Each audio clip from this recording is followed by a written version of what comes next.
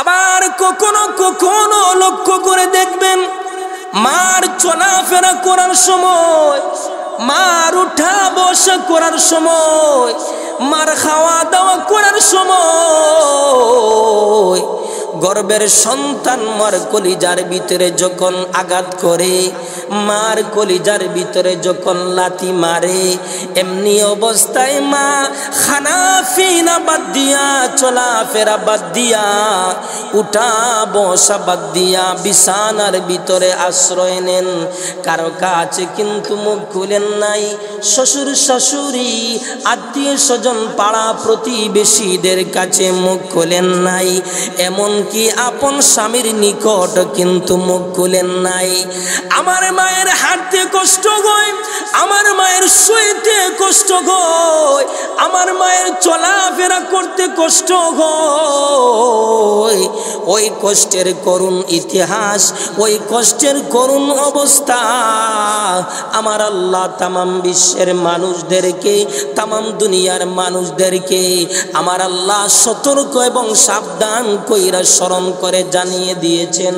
আল্লাহ বলেন ওয়াওয়াসাইনাল ইনসানা বিওয়ালিদাই হামালাতুহু উম্মুহু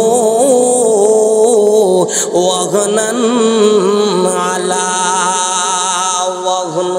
এজন্য মহান আল্লাহ রাব্বুল আলামিন তামাম বিশ্বের মানুষদেরকে, তামাম দুনিয়ার মানুষদেরকে আমার আল্লাহ সতর্ক এবং সাবধান কইরা স্মরণ করে জানিয়ে দিয়েছেন।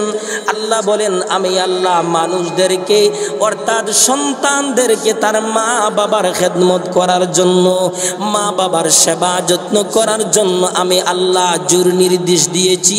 জোর নির্দেশ দেওয়ার কারণ হলো তার মা তাকে কষ্ট কইরা গর্ভ ধারণ করেছেন, তার মা তাকে কষ্ট কইরা প্রসব করেছেন।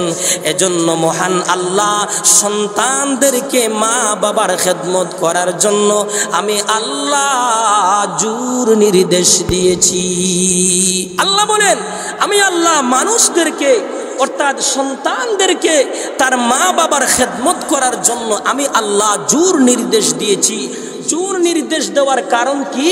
জোর নির্দেশ দেওয়ার কারণ হলো তার মা তাকে কষ্ট কইরা গর্ভধারণ করেছেন, তার মা তাক এখনো পর্যন্ত আল্লাহর ঘর মসজিদে আসতে পেরেছি। এজন্য আমরা সকলে জবান খুলে মন ভরে আবারও মালিকের দরবারে শুকর গুজার হচ্ছি। সকলে আওয়াজ দিয়ে জোরে সুরে পড়ি নেই আলহামদুলিল্লাহ। আসুন আমি আপনাদের খেদমতে সূরাতুল বনি ইসরাইল থেকে একখানা আয়াতে কারিমা অংশ তেলাওয়াত করেছি। পাশাপাশি নবীজির একখানা হাদিস তেলাওয়াত করেছি। তেলাওয়াতকৃত আয়াত এবং হাদিসকে সামনে রাইখা অল্প সময় আপনাদেরকে নিয়ে একটু মুজাকারা করব ইনশাআল্লাহ।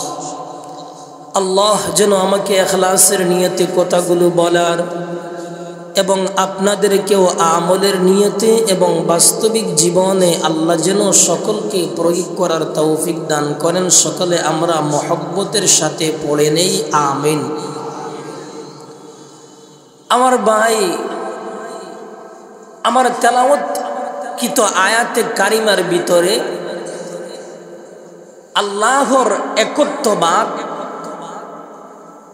এবং মাতা পিতার হক সম্পর্কে আমার আল্লাহর চূড়ান্ত ফয়সালা হলো, আমার আল্লাহর চূড়ান্ত ডিসিশন হলো, আমার আল্লাহর চূড়ান্ত ঘোষণা হলো, হে আমার হাবিব, হে আমার বন্ধু, আপনি জগতের যাবতীয় মানবদেরকে জানিয়ে দিন, তামাম দুনিয়ার মানুষদেরকে জানাইয়া দিন, তারা যেন একমাত্র আমি আল্লাহর গোলামি করে। কার গোলামি? আর জোরে কোন? একমাত্র আল্লাহর গোলামি করে। আল্লাহ ব্যতীত, আল্লাহ ভিন্ন অন্য কাহারও গোলামি করা যাবে না, অন্য কাহারও ইবাদত করা যাবে না। কোনো মানুষের কদমে সেজদা দেওয়া যাবে না। সেজদা যদি দিতে হয় একমাত্র আল্লাহর কদমে, আল্লাহর জন্য দিতে হবে। কথা বলেন ঠিক কিনা? এজন্য আল্লাহ বলেন, আল্লাহ ব্যতীত, আল্লাহ ভিন্ন অন্য কাহারও গোলামি করলে চলবে না। কোনো মানুষের গোলামি করা যাবে না, কোনো পাওয়ারওয়ালা ব্যক্তির গোলামি করা যাবে না, কোনো মন্ত্রী মিনিস্টারের গোলামি করা যাবে না, কোনো মেম্বার চেয়ারম্যানের গোলামি করা যাবে না, কোনো দেবদেবীর পূজা করা যাবে না, মাছের পূজা করা যাবে না, গাছের পূজা করা যাবে না, চন্দ্রের পূজা করা যাবে না, সূর্যের পূজা করা যাবে না। আল্লাহ বলেন ইল্লা লিয়াবুদুন, একমাত্র আমি আল্লাহর জন্য গোলামি করতে হবে, একমাত্র আমি আল্লাহর জন্য, আল্লাহকে খুশি করার জন্য আল্লাহর দাসত্বতা আদায় করতে হবে, আল্লাহর জন্য ইবাদত বন্দেগী করতে হবে। কথা বলেন ঠিক কিনা? এজন্য ভাই, গোলামি করব একমাত্র আল্লাহর জন্য। কথা বলেন ঠিক কিনা? সাথে সাথেই আল্লাহ বলেন মা বাবার খেদমত করো, পিতা মাতার সেবা যত্ন করো, মা বাবার প্রতি ইহসান করো, মা বাবার সাথে সৎ আচরণ করো, মা বাবার সাথে সুন্দর আচরণ করো, মা বাবার সাথে কর্কশ আওয়াজ দিয়া কথা বলা যাবে না, মা বাবার সাথে কর্কশ ভাষা ব্যবহার করা যাবে না, তিক্ত ভাষা ব্যবহার করা যাবে না, অসম্মান সূচক কোনো শব্দ ব্যবহার করা যাবে না। মা বাবার সাথে এমনভাবে কথা বলতে হবে, ইজ্জতের সাথে মা বাবার সাথে কথা বলতে হবে, সম্মানের সাথে মা বাবার সাথে কথা বলতে হবে। এমন কোনো আওয়াজ দেওয়া যাবে না, এমন কোনো শব্দ উচ্চারণ করা যাবে না যেই আওয়াজের কারণে মায়ের অন্তরের ভিতরে কষ্ট চলে আসে, বাবার অন্তরের ভিতরে যন্ত্রণা চলে আসে। এমন কোনো আওয়াজ দেওয়া যাবে না, এমন কোনো ভাষা ব্যবহার করা যাবে না। তুমি তোমার বিবির সাথে নরম নরম ভাষায় কথা বলো, আর মা বাবার সাথে তুমি গরম গরম ভাষায় কথা বলো। ও মুসলমান ভাই, মা বাবার সাথে এমনভাবে কথা বলতে হবে, নরম নরম ভাষায় মা বাবার সাথে কথা বলতে হবে, গরম গরম ভাষায় মা বাবার সাথে কথা বলা যাবে না। কথা বলেন ঠিক কিনা? এজন্য আল্লাহ বলেন ওয়াকাদা রাব্বুকা আল্লা তা'বুদু ইল্লা ইয়্যা।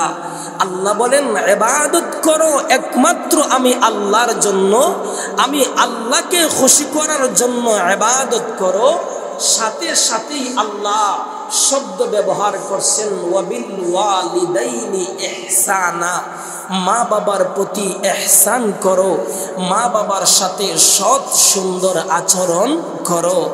আমার ভাইরা, শুধু তা নয়, এমনই ভাবে মহান আল্লাহ সূরাতুল লুকমানের ভিতরে আমার আল্লাহ নিজের কৃতজ্ঞতা প্রকাশের পাশাপাশি মা বাবারও কৃতজ্ঞতা প্রকাশের কথা উল্লেখ করেছেন।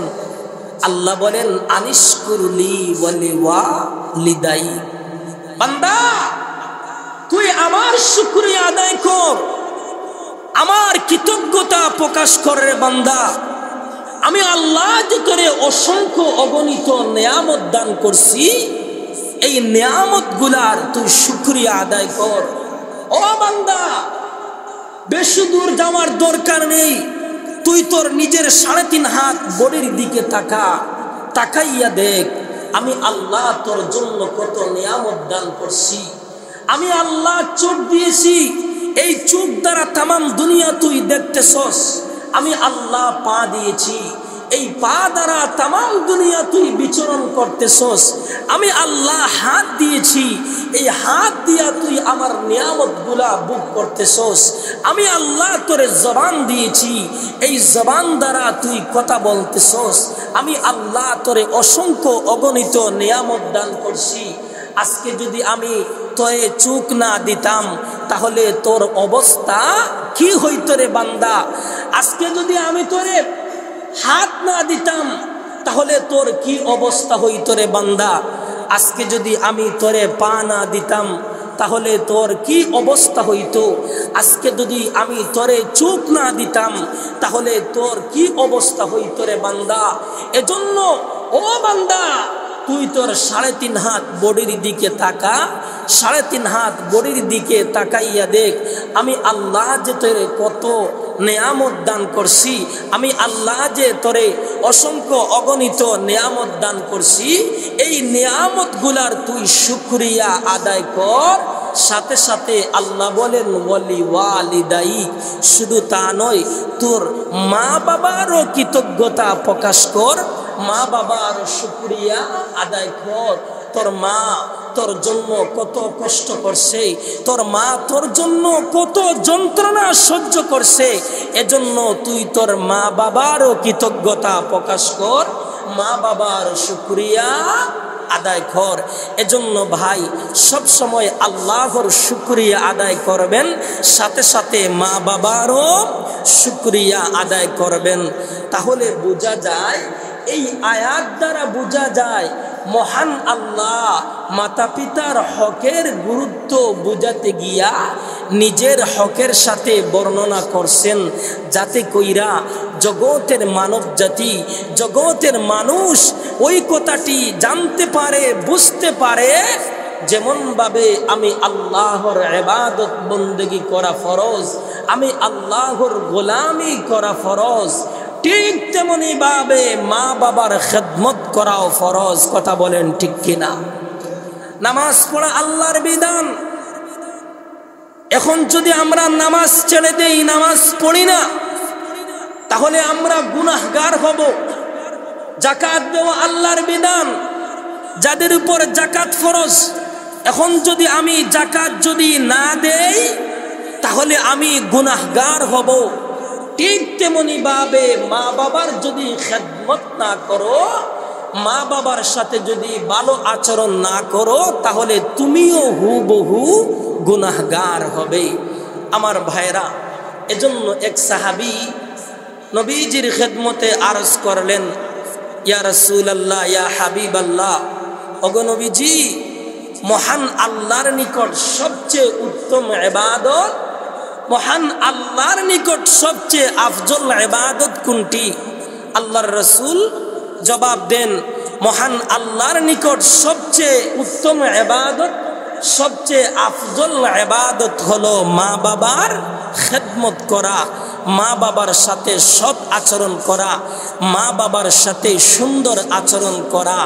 তাহলে এই আয়াত এবং হাদিস দ্বারা এই কথাটাই প্রমাণ হয়, মা বাবার হক বা অধিকার ইসলামী শরীয়তের বিধানের একটা গুরুত্বপূর্ণ বিধান। আমার ভাইরা, এবার আসুন, এই মা বাবার হক বা অধিকার এত গুরুত্বপূর্ণ কেন? এর কারণ কি? এর কারণ আছে।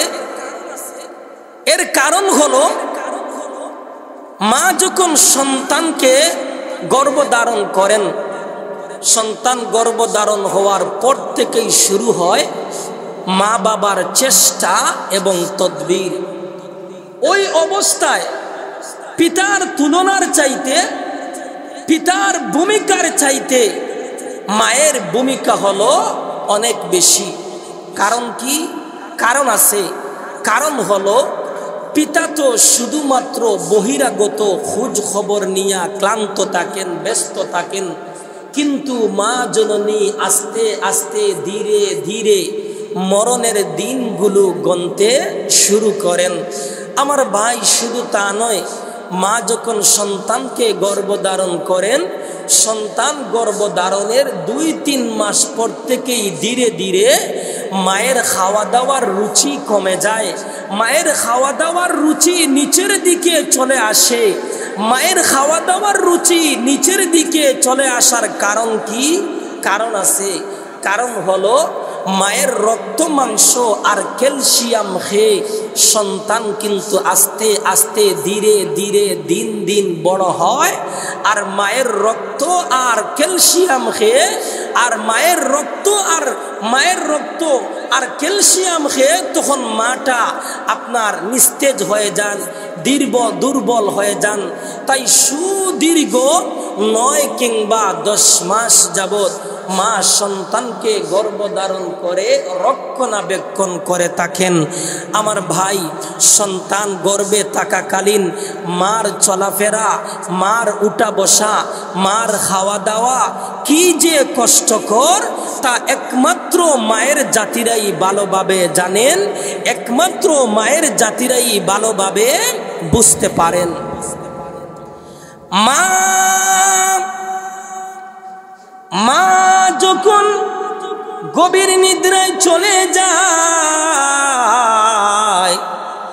গভীর অবস্থায় গর্ভের সন্তান মার কলিজার ভিতরে আঘাত করে, মার কলিজার ভিতরে লাথি মারে। এমনি অবস্থায় মা ব্যথায় ব্যথিত হইয়া, অস্থির হইয়া, অসহ্য হইয়া চোখের পানি ছেড়ে দেয়, বৈশা বৈশা কান্নাকাটি করে। কারো কাছে কিন্তু মুখ খুলেন নাই। শ্বশুর শাশুড়ি, আত্মীয় স্বজন, পাড়া প্রতিবেশীদের কাছে মুখ খুলেন নাই। এমনকি আপন স্বামীর নিকট কিন্তু মুখ খুলেন নাই। আবার কখনো কখনো লক্ষ্য করে দেখবেন, মার চলাফেরা করার সময়, মার উঠা বসা করার সময়, মার খাওয়া দাওয়া করার সময় গর্ভের সন্তান মার কলিজার ভিতরে যখন আঘাত করে, মার কলিজার ভিতরে যখন লাথি মারে, এমনি অবস্থায় মা খানা ফিনা বাদ দিয়া, চলাফেরা বাদ দিয়া, উঠা বসা বাদ দিয়া বিছানার ভিতরে আশ্রয় নেন। কারো কাছে কিন্তু মুখ খুলেন নাই। শ্বশুর শাশুড়ি, আত্মীয় স্বজন, পাড়া প্রতিবেশীদের কাছে মুখ খুলেন নাই। এমনকি আপন স্বামীর নিকট কিন্তু মুখ খুলেন নাই। আমার মায়ের হাঁটতে কষ্ট হয়, আমার মায়ের শুইতে কষ্ট হয়, আমার মায়ের চলাফেরা করতে কষ্ট হয়। ওই কষ্টের করুণ ইতিহাস, ওই কষ্টের করুণ অবস্থা আমার আল্লাহ তামাম বিশ্বের মানুষদেরকে, তামাম দুনিয়ার মানুষদেরকে আমার আল্লাহ সতর্ক এবং সাবধান কইরা স্মরণ করে জানিয়ে দিয়েছেন। আল্লাহ বলেন, ওয়াওয়াসাইনাল ইনসানা বিওয়ালিদাই হামালাতুহু উম্মুহু ওয়াগনান আলা ওয়াগন। এজন্য মহান আল্লাহ রাব্বুল আলামিন তামাম বিশ্বের মানুষদেরকে, তামাম দুনিয়ার মানুষদেরকে আমার আল্লাহ সতর্ক এবং সাবধান কইরা স্মরণ করে জানিয়ে দিয়েছেন। আল্লাহ বলেন, আমি আল্লাহ মানুষদেরকে অর্থাৎ সন্তানদেরকে তার মা বাবার খেদমত করার জন্য, মা বাবার সেবা যত্ন করার জন্য আমি আল্লাহ জোর নির্দেশ দিয়েছি। জোর নির্দেশ দেওয়ার কারণ হলো তার মা তাকে কষ্ট কইরা গর্ভ ধারণ করেছেন, তার মা তাকে কষ্ট কইরা প্রসব করেছেন। এজন্য মহান আল্লাহ সন্তানদেরকে মা বাবার খেদমত করার জন্য আমি আল্লাহ জোর নির্দেশ দিয়েছি। আল্লাহ বলেন, আমি আল্লাহ মানুষদেরকে অর্থাৎ সন্তানদেরকে তার মা বাবার খেদমত করার জন্য আমি আল্লাহ জোর নির্দেশ দিয়েছি। জোর নির্দেশ দেওয়ার কারণ কি?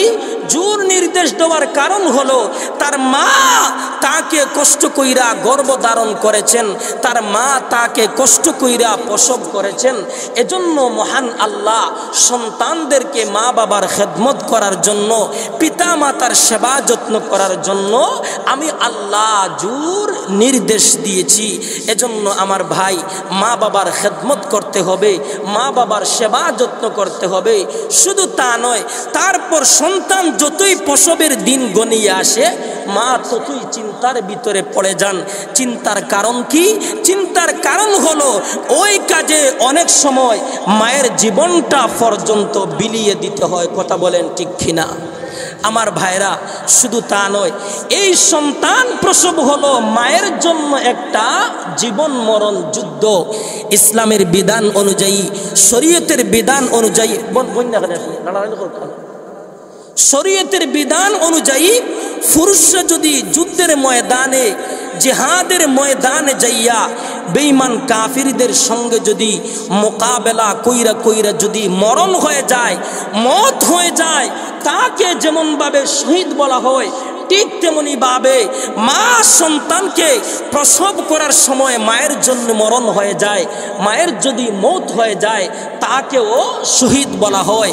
আবার ইসলামের বিধান অনুযায়ী, শরীয়তের বিধান অনুযায়ী পুরুষরা যদি জিহাদের ময়দানে যাইয়া বেঈমান কাফিরদের সঙ্গে মোকাবেলা কইরা কইরা যদি বিজয়ী পতাকা নিয়ে আসতে পারলে তাকে যেমনভাবে গাজী বলা হয়, ঠিক তেমনি ভাবে মা সন্তানকে প্রসব কইরা জীবন নিয়ে টিকে থাকতে পারলে তাকেও গাজী বলা হয়। জুরে কন্না সুবহানাল্লাহ।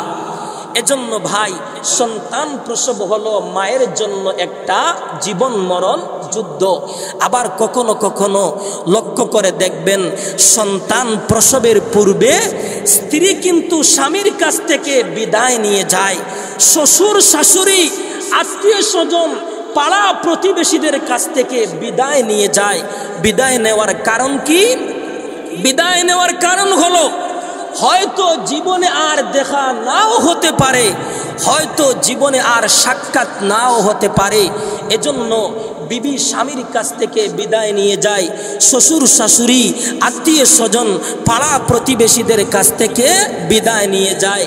অতঃপর আমার মায়ের যখন প্রসব বেদনা শুরু হলো, বদনা শুরু হওয়ার পর বেদনা যখন শুরু হয়ে যায়, তখন মা অসহ্য হইয়া অধৈর্য হইয়া অনেক সময় বলে ফেলে যে আমার হাতে চাকু দাও, আমার হাতে ছুরি দাও, আমি আর সহ্য করতে পারতেছি না, আমি আর ধৈর্য ধরতে পারতেছি না। ওই কষ্টের করুণ ইতিহাস, ওই কষ্টের করুণ অবস্থা আমার আল্লাহ তাম বিশ্বের মানুষদেরকে, তাম দুনিয়ার মানুষদেরকে আমার আল্লাহ সতর্ক এবং সাবধান কইরা স্মরণ করে জানিয়ে দিয়েছেন। এজন্য মহান আল্লাহ সূরাতুল আহকাফের ভিতরে আল্লাহ তুলে ধরেছেন, ওয়াসাইনাল ইনসানা বিওয়ালিদাইহি ইহসানা হামালাতুহু উম্মুহু কুরহান ওয়া ওয়াদাআতুহু কুরহা। এজন্য মহান আল্লাহ রাব্বুল আলামিন তাম বিশ্বের মানুষদেরকে, তাম দুনিয়ার মানুষদেরকে আমার আল্লাহ সতর্ক এবং সাবধান কইরা স্মরণ করে জানিয়ে দিয়েছেন। আল্লাহ বলেন, আমি আল্লাহ মানুষদেরকে অর্থাৎ সন্তানদেরকে তার মা বাবার খেদমত করার জন্য, পিতা মাতার সেবা যত্ন করার জন্য আমি আল্লাহ জোর নির্দেশ দিয়েছি। জোর নির্দেশ দেওয়ার কারণ কি? জোর নির্দেশ দেওয়ার কারণ হলো তার মা তাকে কষ্ট কইরা গর্ভধারণ করেছেন, তার মা তাকে কষ্ট কইরা প্রসব করেছেন। এ আমার পর্যটক এলাকার মুসল্লিয়ান কিরাম, ওই কষ্টের কথা মা কেমনে ভুলে যান, ওই দুঃখের কথা মা কেমনে ভুলে যান, যেই মাত্র মা সন্তানকে প্রসব করলেন। সন্তান প্রসব হওয়ার পর সন্তান যখন দুনিয়ার জগতের ভিতরে চলে আসে, সন্তান দুনিয়ার জগতের ভিতরে চলে আসার পর প্রথমেই সন্তান কিন্তু কান্নার আওয়াজ দেয়। যেই মাত্র সন্তান কান্নার আওয়াজ দেয়, সন্তানের কান্নার আওয়াজ মায়ের কানে পৌঁছা মাত্রই মার অটোমেটিক হুঁশ চলে আসে, মার অটোমেটিক জ্ঞান চলে আসে। এবার মা যেই মাত্র সন্তানের চেহারা মুবারকের দিকে তাকায়, সন্তানের চেহারা মুবারকের দিকে তাকাইতে দেরি হয়, মায়ের অতীতের সমস্ত দুঃখ কষ্টের কথা বলতে দেরি হয় নাই। সুবহানাল্লাহ। যেই মাত্র মা সন্তানের চেহারা মুবারকের দিকে তাকায়, সন্তানের চেহারা মুবারকের দিকে তাকাইতে দেরি হয়, মায়ের অতীতের সমস্ত দুঃখ কষ্টের কথা বলতে দেরি হয় নাই। সুবহানাল্লাহ। আমার ভাই, শুধু তা নয়, সন্তান প্রসব হওয়ার পর মার কিন্তু রেহাই নাই, মার আরাম নাই। কারণ সন্তানের খাদ্য আমার আল্লাহ মায়ের স্তনের ভিতরে হেফাজত করে রেখেছেন। তাই সুদীর্ঘ 2 বৎসর যাবৎ মা সন্তানের জন্য দুধ পান করানোর কষ্টটা হাসি মুখে বরণ করে নিয়েছেন। আরও বিভিন্ন ধরনের কষ্ট, এই যে বর্তমানে শীত চলতেছে, শীতের সময় মা আরামের ঘুম হারাম করছে। এজন্য আল্লাহ বলেন, আনিশকুরলি ওয়ালি ওয়ালিদাইক, বান্দা তুই আমার কৃতজ্ঞতা প্রকাশ কর, সাথে সাথে তুই তোর মা বাবারও কৃতজ্ঞতা প্রকাশ কর।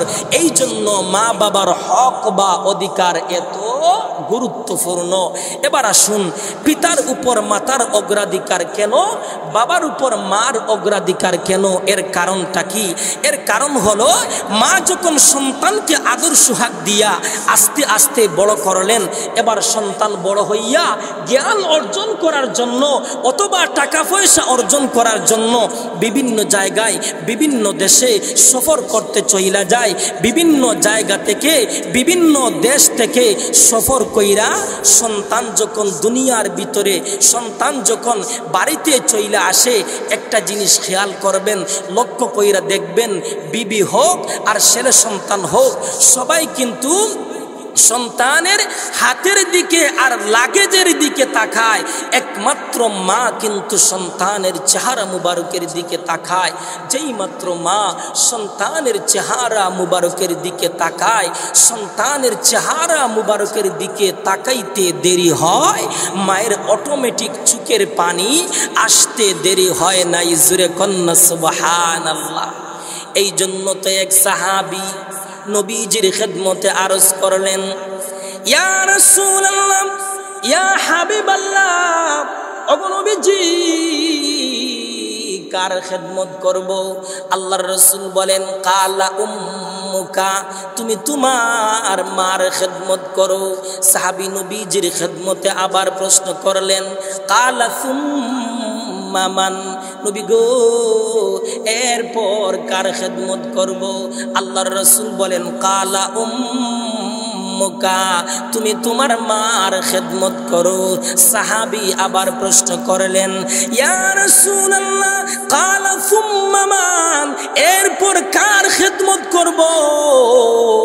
নবীজি বললেন, কালা উম্মুকা, তুমি তোমার মার খেদমত করো।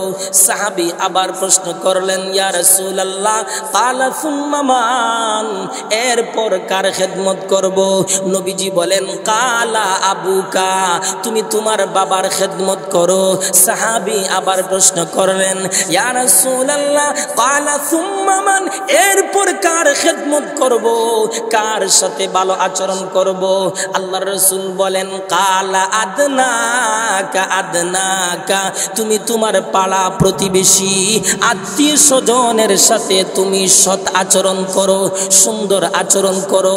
আল্লাহর রাসূল ওই হাদিসের ভিতরে 3 বার, আমার ভাইয়েরা, প্রথমবার মায়ের কথা বলার কারণ হলো, মা যখন সন্তানকে গর্ভ ধারণ করলেন, ওই যে কত কষ্ট হয়েছে, ওই কষ্টটা মা হাসি মুখে বরণ করে নিয়েছেন।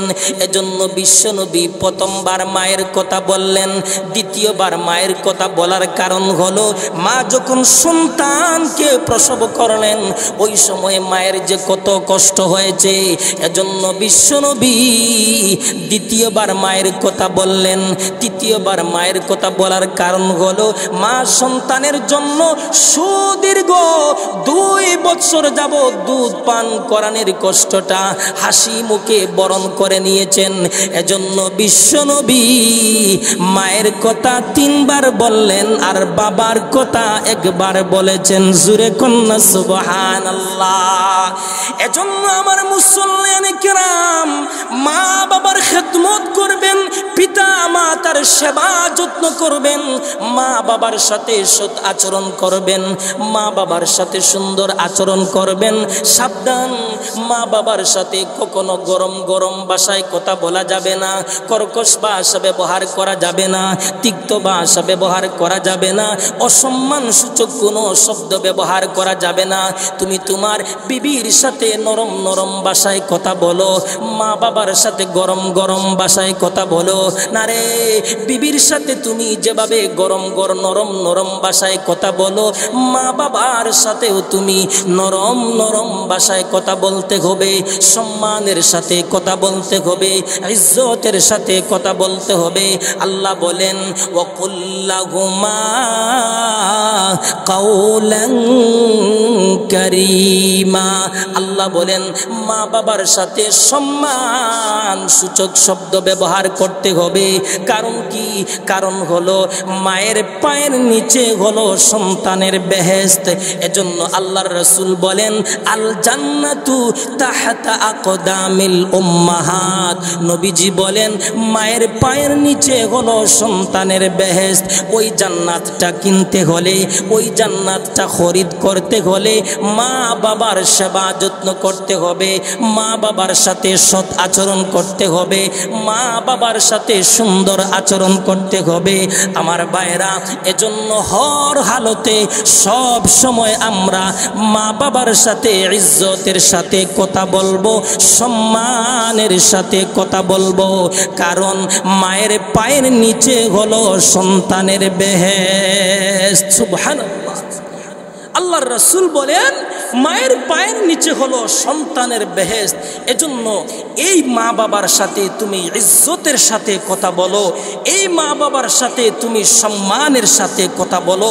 তুমি যত বেশি মা বাবার সাথে ইজ্জতের সাথে কথা বলবা, সম্মানের সাথে কথা বলবা, মহান আল্লাহ তোমাকে তত বেশি ইজ্জত দান করবেন, দুনিয়াতেও দান করবেন, আখিরাতেও দান করবেন। জোরে কন্না সুবহানাল্লাহ। আসুন আমরা এই মজলিসের ভিতরে, আজকে আমরা এই মজলিসের ভিতরে যারা মা বাবার সাথে খারাপ আচরণ করি, মা বাবার সাথে বেয়াদবি করি, মা বাবার সাথে কর্কশ ভাষায় কথা বলি, আজকের এই আলোচনা থেকে আমরা তওবা করে নেই, আমরা ইস্তেগফার করে নেই, আর আল্লাহর কাছে আমরা প্রার্থনা করি, আল্লাহ গো আজ থেকে তওবা করলাম, আজ থেকে আমি তওবা করলাম, জিন্দেগিতে আর কখনো মা বাবার সাথে খারাপ আচরণ করব না, মা বাবার সাথে অসৎ আচরণ করব না। আমার ভাইরা, আল্লাহর দরওয়াজা যেমনভাবে 24টা ঘন্টা খোলা, মা বাবার দরওয়াজা তেমনভাবে 24টা ঘন্টা খোলা। জোরে কন্না সুবহানাল্লাহ। বান্দা যতই গুনাহ করুক, বান্দা যতই পাপ করুক, বান্দা পাপ কইরা যখন রহমান বইলা ডাক দিবে, গাফফার বইলা ডাক দিবে, বলতে দেরি হয়, আমার আল্লাহ মুহূর্তের ভিতরে বান্দাকে মাফ করতে দেরি করেন নাই। সুবহানাল্লাহ। ঠিক তেমনি ভাবে সন্তান অপরাধ কইরা মা বাবার পায়ের নিচে, মা বাবার পায়ে দইরা গিয়া যদি বলে মা গো, বাবা গো, আমি তো অন্যায় করছি, আমি তো অপরাধ করছি, আর জীবনে কখনো তোমার সাথে খারাপ আচরণ করব না, বলতে দেরি হয়, মুহূর্তের ভিতরে মা বাবা তার সন্তানকে মাফ করতে দেরি করেন নাই। সুবহানাল্লাহ। এজন্য ভাই, আল্লাহ পাক রব্বুল আলামিন আমাদের সকলকে বেশি বেশি কইরা মা বাবার খেদমত করার আল্লাহ যেন তৌফিক দান করেন। আমিন। ও আখিরু দা ও আন আনিল হামদুলিল্লাহি রাব্বিল আলামিন।